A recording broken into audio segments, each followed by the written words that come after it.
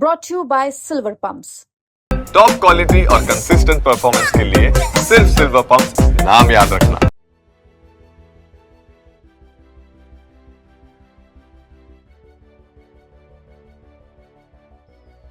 पीतमपुर की राम की फैक्ट्री में यूनियन कार्बाइड के जहरीले कचरे को जलाने का ट्रायल शुरू हो गया है। पहले चरण में 10 टन जहरीले कचरे को जलाया जाएगा और इस पूरी प्रक्रिया का अध्ययन किया जाएगा। 3 दिन में 10 टन कचरा जलाया जाएगा, जो 2 भट्टों में 800 और 1200 डिग्री तापमान में रखा जाएगा और उसमें कचरा जलेगा। इस जहरीले कचरे के जलने से जो राख बचेगी उसमें राम की प्लांट में ही लैंडफिल किया जाएगा।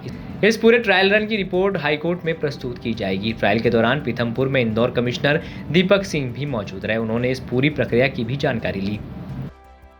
कार्बाइड भोपाल का जो कचरा पीथमपुर में लाया गया था निस्तारण के लिए, उसकी प्रक्रिया प्रारंभ हो चुकी है। जैसा कि मैंने पहले बताया था कि 5 टैंकर से मटेरियल निकाल के उनकी मिक्सिंग करके जो पूरी प्रक्रिया है, जिसमें कि सेंट्रल पोल्यूशन कंट्रोल बोर्ड और स्टेट पोल्यूशन कंट्रोल बोर्ड के अधिकारी और साइंटिस्ट भी उपस्थित हैं। उनकी मौजूदगी में, उनके सुपरविजन में कचरा जलाने का काम शुरू हो गया है। इसकी सतत मॉनिटरिंग की जा रही है और ऐसी व्यवस्था भी की गई है कि इसके जो गैसेज निकल रही हैं उसके सारे जो मापदंड हैं वो ऑनलाइन प्लेटफॉर्म में भी पब्लिक डोमेन में उपलब्ध है। कोई भी व्यक्ति उसको देख सकता है और पूरी प्रक्रिया जो अभी शुरू की गई है उसमें किसी भी प्रकार की कोई दिक्कत नहीं है, पूरा सेफ है। अब अभी प्रक्रिया शुरू हुई है और इसके बारे में आगे हम आप लोगों को अपडेट देते रहेंगे। लगभग 3 दिन का समय इसमें लगेगा। जो फर्स्ट ट्रायल हम लोग 10 मेट्रिक टन का सर, ये 30 टन कचरे के बाद रिपोर्ट कोर्ट में पेश ये प्रक्रिया सतत जारी रहेगी और जो भी उसकी मॉनिटरिंग हो रही है उनकी रिपोर्ट्स ऑनरेबल हाईकोर्ट को प्रस्तुत की जाएगी।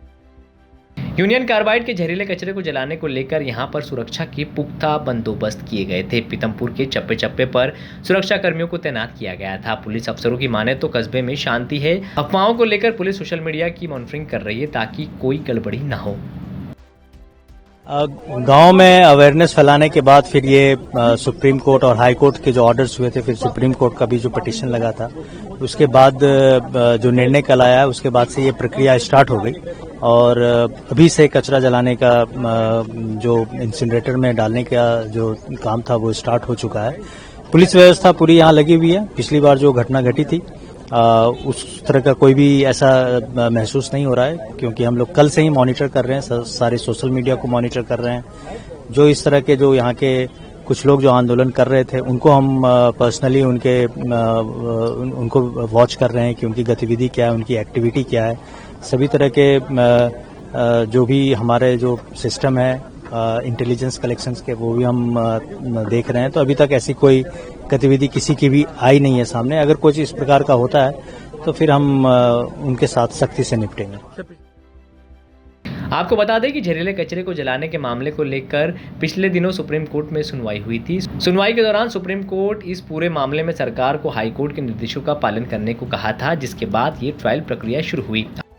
आपको बता दें कि 2 और 3 दिसंबर 1984 की दरमियान रात यूनियन कार्बाइड से मिथाइल आइसोसाइनाइड गैस का रिसाव हुआ था, जिससे हजारों लोगों की मौत हो गई थी, जबकि तकरीबन 1 लाख लोग इससे प्रभावित हुए थे। 2004 में यूनियन कार्बाइड का कचरा हटाने के लिए हाईकोर्ट में याचिका लगाई गई।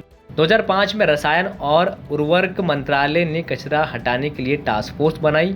350 मीट्रिक टन कचरा जमा किया। गुजरात प्रदूषण नियंत्रण बोर्ड ने अंकलेश्वर में कचरा जलाने को एनओसी दी गई। 2007 में हाई कोर्ट ने कचरा जलाने के लिए अंकलेश्वर भेजने का आदेश दिया, लेकिन विरोध के कारण गुजरात ने एनओसी वापस ले ली। 2010 में केंद्र और राज्य के संयुक्त टास्क फोर्स की सिफारिश की गई। 2015 में 10 टन कचरा पीथमपुर भेजा गया। 2021 में पीथमपुर में कचरा डिस्पोज करने की फाइल तैयार हुई। 2022 में केंद्र सरकार ने कचरा निष्पादन के लिए 126 करोड़ रुपए की मंजूरी दे दी। 2024 में जबलपुर हाई कोर्ट ने कचरा नष्ट कर उसकी फाइनल रिपोर्ट 7 जनवरी 2025 तक मांगी।